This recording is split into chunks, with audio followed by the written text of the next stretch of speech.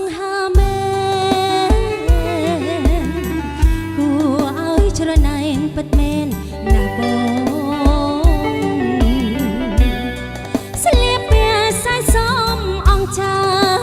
ស្រីណាក៏មិនរំលងតែខ្លាចប្របងជាព្រាននារីលីគេនិយាយតគ្នាថាបរោសង្ហាប្រសំបោកស្រីតែបានចុងប្របងបញ្ជាដោយពីងគេស្ដីនេត្រារំបីសំដីផ្អែមល្ហើ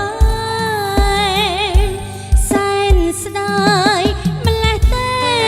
បើបងជាសុភីមបរងបងល្អយ៉ាងនេះគឺពីសេងនឹងប្របងអើយបងចេបក៏ផុនតែបើកូនយូរចំឆាយបេដូរីមីនីសៃសាវ៉ាចិត្តនៅស្រឡាញ់ខ្លាំងមកបាំងអស់ហើយទូដើក៏ដោយចិត្តនៅ